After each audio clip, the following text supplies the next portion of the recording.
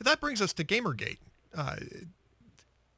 Again, now there's certainly room in any artistic criticism or critical industry, critical thought, in terms of what crosses the line into offensiveness, what isn't art, what is exploitation, and those are all matters of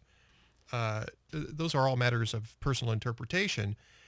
But Gamergate was a little different. I mean, first off, the media that covers that industry seemed to be more or less monolithically on one side of these issues. I never saw anything like it. I have never seen anything like the whole story is so fascinating. And the characters, the cast of characters. But most of all, I love the gamers. They're the first group I'm aware of who stood up to the hardline feminists. I mean, there have been hardline feminists who have come into groups of atheists, libertarians, have been plagued by very divisive, angry, and I would say irrational feminists. It happened, of course, in sports on the campus. Title IX started out as a reasonable law, but it was twisted into a horrible sort of quota system. And the sports teams the men's sports weren't able to fight back. The gamers fought back. And of course the media, which does, has a strong influence from the gender activists, they are horrified, and they want to characterize the gamers as thugs and sort of dangerous misogynists, but they're not. They're not. They just want to play their games, and the cultural critics came in and irritated them, and they fought back. Yeah, it is sort of amazing, and we had a show on this. And what's really interesting is we had a show on this about, I want to say 2 months ago, and Adam Baldwin, you know Adam. Oh yes, I want to go hear that show. Yeah, if you look it up, it's one of the most viewed shows I've ever done. And that's really not saying much, Christina, but in this particular case, it was actually pretty impressive. But there was a ton of people in the chat room. I think that we had a couple thousand people in the chat room, where we normally would have a few dozen that are following along with the show live. And because people wanted to get their point of view out, and I actually invited a couple of people who would have been on the other side of this to debate with Adam, and I think you probably know, I'm trying to remember what his name is now. Internet Aristocrat. Yes. One of the activists, one of the pro Gamergate activists. Mm-hmm. And I invited, or at least I sent invitations to Anita Sarkeesian, to one of the reporters, and I don't remember which one it was, that's covering this, who's on the other side of this issue.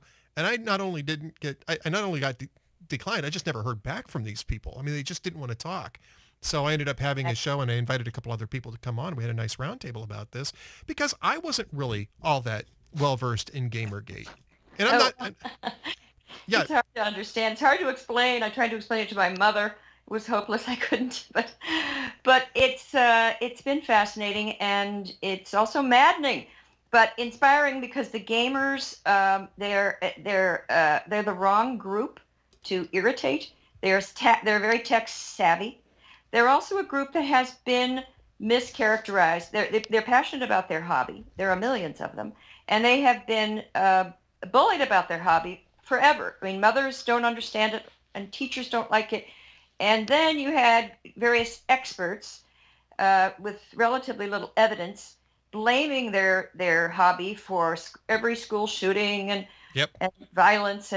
But the fact is, if you look at the sort of the millennials who were brought up with video games, the violence has gone way down. Youth crime is at record lows, and there's no one has been able to show a connection, but yet to violence, a direct connection, or even any kind of connection to sort of social disorder, because kids are playing video games.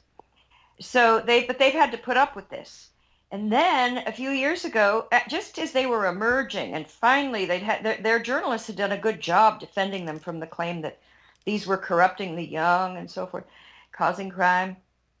Along came cultural critics who said their games were classist and sexist, and suddenly they were subject to a cultural critique of the sort, from, I guess, liberal arts majors who were coming into gamer journalism. For some reason they found themselves there. It's a mystery how that happened, but there they were.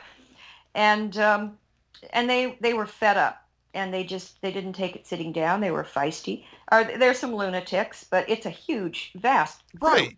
Yeah, So there's they lunatics turn in, up. this is the thing that frustrates me, Christina. There's lunatics in every realm. I mean, it doesn't matter. There's Even among feminists, there've been. wow. Wasn't Andy Warhol? He was shot by an enraged feminist. I Yeah, think. the Scum Manifesto. Yes, Yes, it's Valerie Solanas. Valerie Solanas. Yeah, but I mean, at least back then you knew that she was a nutcase. Right. These But days. here's the thing that annoys me terribly with the media stories. The Gamergate has been attacked by several times in the Washington Post, the New York Times, and NPR, and they constantly say, and women are being threatened. They had to flee their homes. What they don't tell you is that people on both sides have been threatened Yeah. by trolls who appear to be playing both sides, mischievous or dangerous or unstable people somewhere. It could be anywhere in the globe. It could be Brazil. That's the theory, that it's some guy in Brazil. But that make these threats. But the people that are in Gamergate have had terrible threats, and frightening things happen. So the media should tell the full story, but apparently only certain threats count when it comes to telling this Gamergate story. Yeah, I'm never failed to be amused by people who claim that they're right because they've gotten a threat, and it's a non sequitur. I've been threatened before. It doesn't make me right.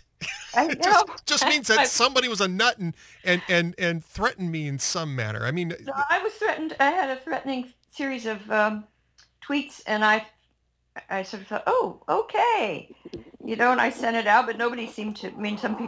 People on my side were upset about it, but the media took no interest. Here's the thing: these threats on the internet. Has anybody been? Maybe there have been some horrible cases, but overall, I view a lot of them that come over Twitter as sort of like bomb threats in junior high, yeah. which they're sort of pranks by sort of immature and devious personalities. Right. But not. I wasn't scared in the bomb threats in junior high, and I wasn't afraid. Maybe I should have been, but I wasn't afraid of this threat. Well, I've been not even in the context of this career. I've had to deal with things like that in a previous career. And you just... Well, there was a good study by the Pew Foundation, and more men are threatened, and women. More women get sexually harassed, of course, but right. More men are threatened and subject to cruel remarks and so forth. So it's a complicated story, and it's one that the media has not wanted to tell, and it's an interesting one. I mean, if somebody would tell write a great story about Gamergate, it would be fascinating, but instead we get this narrative of oppressed women and overbearing misogynist hordes of males. And what I hear about the anti-Gamergate position is that, well, women are being chased out of this industry. Women are being chased out of gaming, not just as consumers, but as developers, as gaming developers. But I know that there are plenty of women who are, I guess if you want to call it pro Gamergate, who argue that women and men have the same pressures on them. It's to make the game interesting. Absolutely, and I've heard from women developers, some fairly high up in the industry, and they do not agree. These self-appointed leaders of this feminist revolution among gamers, I'm not sure who their following is. I know they have a lot of outside women, and they can raise money to make, to write their articles or make their books or whatever, make their videos. But I'm not sure how many people they represent within the gaming community. And there are lots of women who, it's largely young men that play the more competitive, action video games that require strategy and sort of maneuvering your way through complex systems. And the women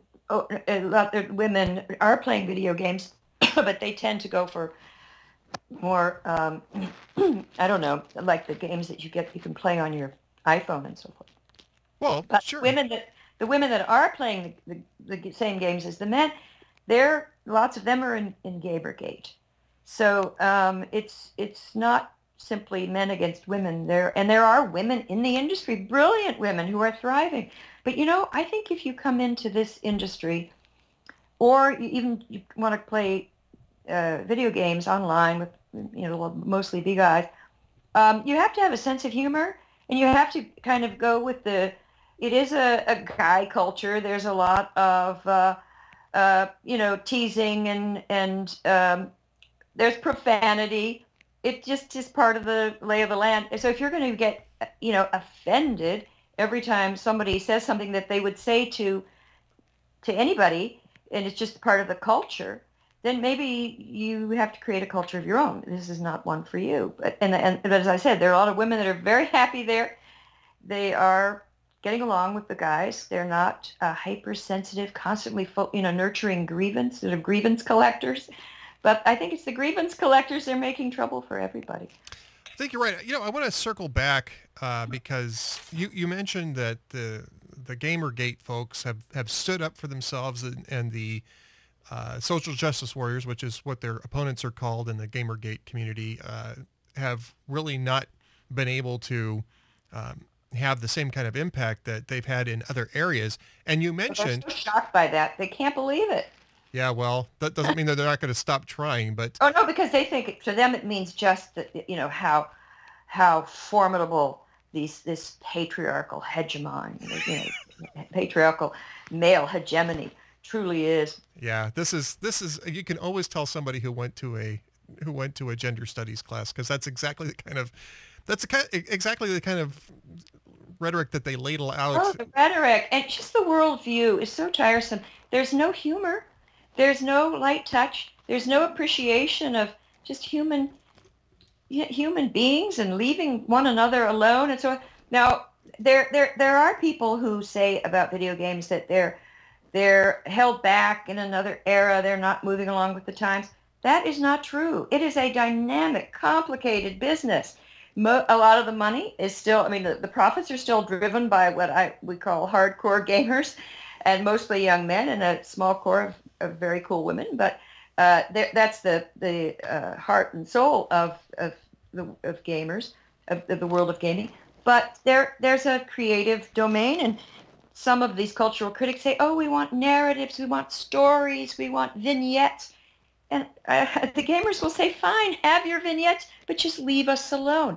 But they don't. They come in and they critique their games. They say that they are full of misogyny and that they are creating sexism in the society without a shred of evidence. Well, and even that would be one thing.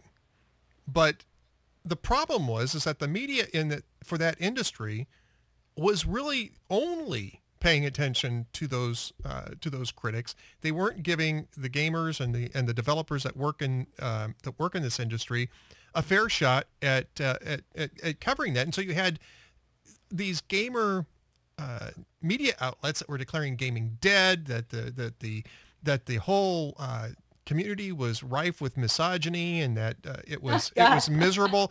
And you mentioned profits, and this I wanted to make sure that we mentioned this. Nick Denton, of course, was the founder of Gawker, and he's kind of kicked himself upstairs, and he's going to bring in a new CEO, apparently, or a new president, excuse me. Right. And there was I didn't get a chance to get the link before the show started, but apparently there was a report that the loss of advertising during the Gamergate controversy cost his organization somewhere north of $1 million over the last few months.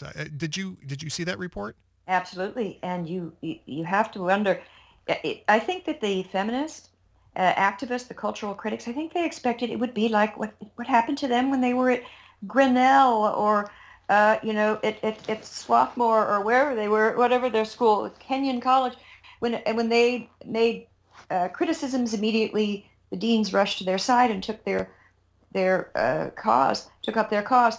You do not find the leaders in the video industry taking up the cause of the feminists because they don't want to alienate millions of fans. Right. And the real world does not work like a liberal arts college. Yeah, I see that Game of War just has got a new advertisement out. So they certainly haven't curtailed that. Kate Upton, of course, is doing the Game of War advertising on during football games.